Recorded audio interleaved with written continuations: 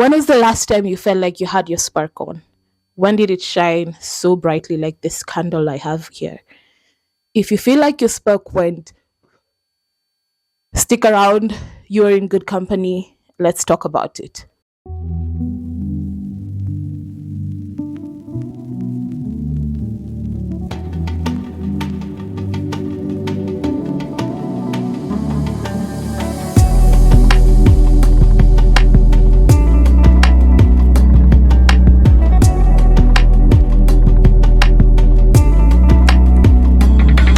Everyone, welcome to my channel. My name is Darcilla Ogola. If you are new here, make sure you hit that subscribe button. And if you are not new here, thank you so much for rocking with me. Make sure you hit that like button. Make sure you share this video with someone you know is going to benefit from this information. Okay, let's talk about it. Losing your spark, I feel like, is something that we normally just talk about when we are referencing postpartum women, women who've given birth and they've given all their energy, granted, to taking care of the baby and making sure the baby is okay, and sometimes neglecting themselves and feeling like, they've lost who they are before this baby came. And I feel like that is not the only situation that can cause someone to lose their spark, because I feel like I've lost my spark and I've never had a baby. And the last time I feel like my spark was really, really burning, really bright was in my 20s. And I feel like I had so much energy, I had so much life in me, I had so much zeal. My creativity was off the roof. I did a lot of writing, I did a lot of content creation, and I just had oomph in me. And then what happened was, um just realizing that in your adulthood there are a lot of things, there are a lot of moving parts. When you're a kid, you want to be an adult so fast, but when you're an adult, you're just like, damn, how did I want this? How did I actually want this? You don't really, as a child, you don't really see how much effort, how much energy, how much of being an adult is. So as I'm transitioning into my 20s, into my early 20s, late 20s, into my 30s, I'm realizing that my zeal, my spark, my joy, my purpose, the thing that keeps me alive, the creativity, that energy, that force, is slowly and slowly going down, slowly and slowly going down.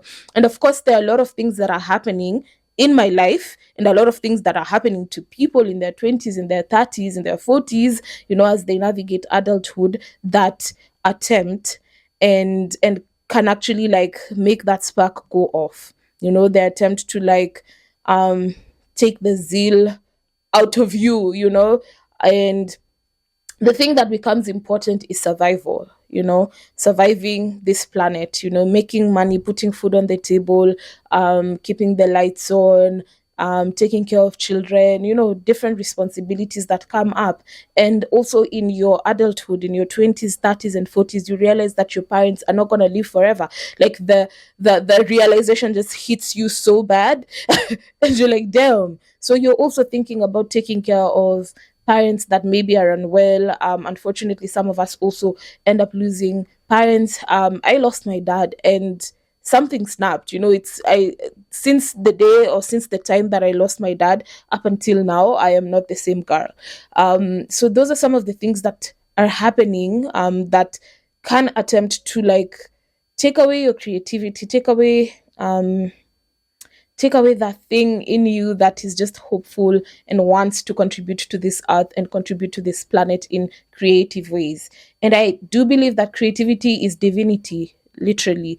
We came from a creator who made us creators, and it's not about creating. Oh, my dog is just peeping at me from the window. Bailey, I'm gonna open for you, let me finish. Creativity is very divine. God calls himself a creator, and he is a creator because he created us. He mandated us to keep the creation alive by creating, and it's creating by giving birth, of course, but also bringing out new ideas, new things, new ways of doing things, new ways of living that are impactful and that bring out better ways for people to exist on this planet. And when this light in us is being dimmed slowly and slowly by experiences, by pain, by shame, by disappointments, by guilt, by just things that are happening to us, around us, then we lose the spark. We lose it, and we no longer have the zeal to create or tap into that creative energy and creative force that each and every one of us has. In this video, I want to talk about just how to handle yourself if you feel like you're losing your spark, if you feel like your spark is slowly and but surely going off, or if you've lost your spark entirely. I feel like I've been in a place in my life whereby I have lost my spark entirely, and I tried to like get it back immediately and it didn't work.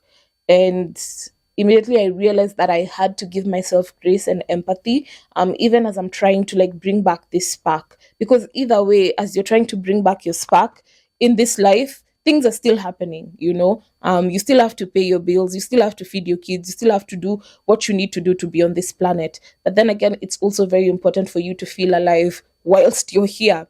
No one is on this planet to just pay bills and die. And unfortunately, that can be such an easy way to live, an easy way to exist, because you just it's just something that just happens to you. You sleep today, you're 28, you wake up tomorrow, you're 48. When you look at 48 minus 28, the number of years that you've lived, when you look at anything creative you've done, anything that sparks joy, anything that sparks that divine creativity that is within you, you realize honestly you haven't done much. You've just showed up at your work and you've even been successful at your work. But really, when you think of tapping into what is really within you, you haven't really been able to do much of that. And at this point is when I say, if your 9 to 5 is something that sparks life in you, honestly, you are fortunate and you should you should really be happy about that. But in the ideal world, not all of us can have that, and that's why this video exists, to find out ways on how we can keep the flame alive, how we can keep our spark alive. The first thing I would like to recommend is surrounding yourself with people who have their flame and their spark alive. It's like, for example, even for me right now, I am in my 30s. I love my 30s. They're really nice. They're different from my 20s. But then again, there's a big difference energetically that I feel when I'm hanging around people in their 20s, people in their 20, their 21, 22, 23, 24, 25. There's something different energetically, and I look at them and I'm like, wow, you have so much energy in you. So much life force and all of that. And when I'm around them, I just feel like, wow, yeah.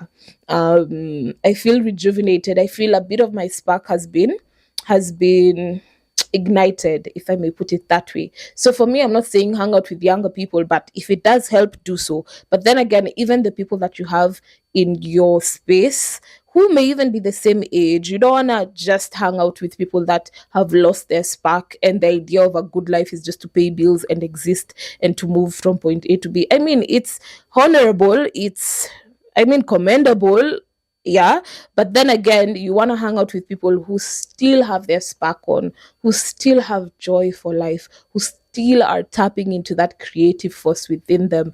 And even if they're not, I feel like it's good to even have those conversations, like what makes you feel alive, introducing those types of conversations in your spaces. Because also, I'm not saying discard people because they've lost their spark, but then again, maybe having conversations around how to reignite this spark that may have been lost. The other thing you want to do is you want to be very intentional about your life and about getting this spark back on. And why I'm saying that is sometimes you can just leave and we're not aware that you've lost our spark because every other thing is working out. You've zoned in on making money, paying your bills, taking care of the things that need to be taken care of, and you're doing an amazing job, and you can bask in that, and life can just move on from day one to day 365 a year and press repeat. And you do that for 7 years, for 5 years, for 6 years. And in fact, you haven't actually sat down and asked yourself, does this thing spark joy? Like, am I doing anything that is sparking joy? Am I doing anything that is tapping into my creativity? Do I feel alive? You know, as much as I am alive and I'm moving around the earth alive, but do I feel alive? Do I feel like my energy, my creative energy is actually being utilized in how you are showing up in your day to day life? So you have to also be intentional about asking yourself these questions. Let me give an example. When I was in my 20s, I remember I would work my 9 to 5. Then after 5, I would go and start working on my passion projects, and I'd work on them till like 10 p.m. If I'm at the office, I'd work on them till like 8 p.m. You know, like, and then head home, and I'd go home and I'd feel so accomplished, and I'd feel like this energy force, this creative energy force in me, I have been able to utilize it. Where I that got lost was when I realized, oh my gosh, I'm growing older. I'm having more responsibilities at work. I need to make more money. I need to pay my bills. I need to take care of myself. I need to think of a plan, my future, things of that nature. And then slowly but surely, you know, I realized I didn't make much time to work on my passion projects, number one, because I don't want to say that I didn't have time. I feel like I did have time, but um, it just wasn't a priority at some point, because either way I was like, I'm not making much money from this passion project, and I actually have a big girl job, you know, and I need to I need to show up there. So, but then again, when I realized that honestly I love my big girl job, but then again I'm also missing out on doing these passion projects that I used to do. And I'm not tapping into that creative energy within me, then I figured honestly something got to give. Something needs to change, you know? I need to make time. I need to be more intentional about making time for these things that I love, these things that I'm passionate about. So you have to be intentional. The other thing is fight the urge to rot. You know all about rotting. Bed rotting. If you don't know about it, well, me and my friends have this thing whereby we're like, hey, what are you doing on Saturday? Honestly, I'm just rotting. Or what have you been doing over the weekend? Hey, I was just in bed rotting. You know, like basically just basic survival things. You know, you're eating and you're just watching movies and rotting in bed and not applying your creative energies. You're not trying to think, you're not trying to do anything. And there's a difference between resting and then rotting, because resting doesn't have to be you staying in bed, even though you staying in bed can be a form of rest. Imagine rotting each weekend for an entire month for the rest of the 12 months in a year. You've not applied perhaps your free time to tap into your creative energy and, you know, do things that spark joy, do things that will spark this light within you, you know, that will just bring you back to that place whereby you feel like, yeah, I am actually using my creative energy to bring out solutions and new ideas on how to, you know, create a better life, create a better situation for yourself and even those that are around you, you know, something of that nature.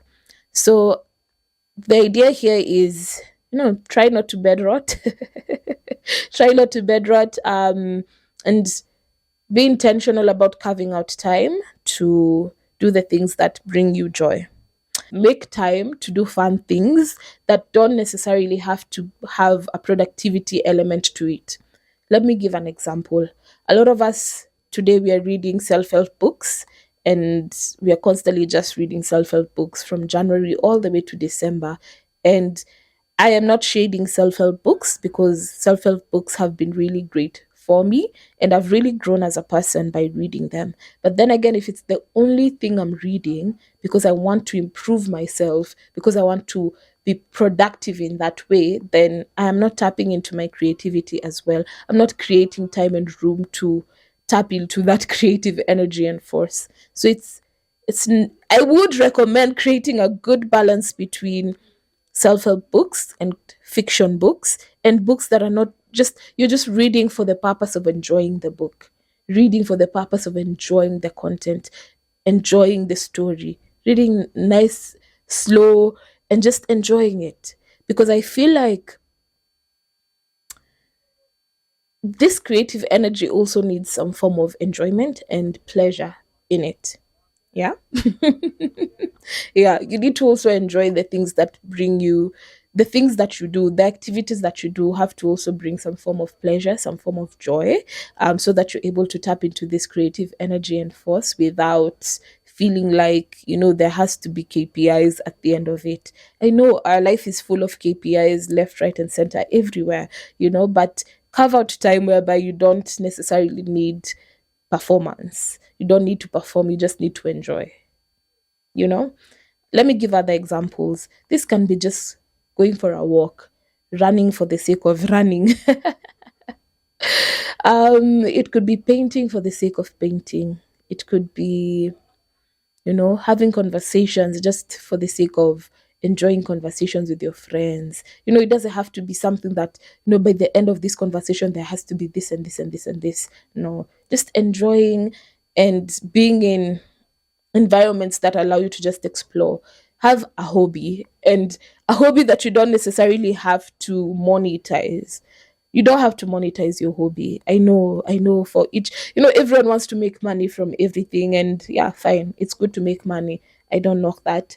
But then again, have a hobby whereby you don't have to make money from it. And finally, even as we're sparking joy and we're sparking our light back on, find a way to spark someone else's light, and also to inspire someone, to just charge each other. We're energy beings, and therefore we can charge one another. You can inspire, we can inspire each other and charge each other's energies to just be at a point whereby we're not losing our spark. And also, the final thing I actually want to say is losing your spark is very normal. It's a normal occurrence. It's not something that happens to you and you're like, oh my gosh, I'm losing my spark. Oh my gosh, it's just me. It's just happening to me. No, we shouldn't panic about it, but we should be aware of it. We should give ourselves grace and time to get this spark back on. Imagine a society whereby you as an individual, you've lost your spark. The leaders you've appointed have lost their spark, whereby the work that they do is just about putting money in their pockets, and it's not about service. It's not about creating new ways of existing for the people in this country. It's not about making their lives better. Like leaders that have lost their spark, imagine that. Imagine teachers that have lost their spark, like whatever they're doing doesn't bring them joy, so they're just showing up for the sake of showing up. So imagine what type of home you will have, what type of society we will have, what type of institutions we will have. So losing your spark at an individual level, it can look like it's just yeah, but at a more scalable level, you realize it definitely does have an impact in the life that we live and the quality of life that we are living. So let's spark up again. Let's get our spark up back again.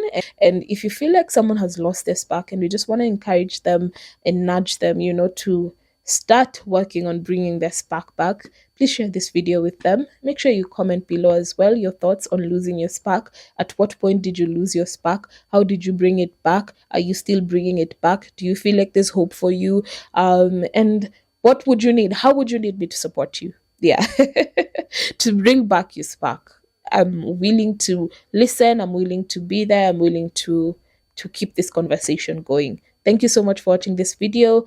Have a good one. Bye. See you in the next one.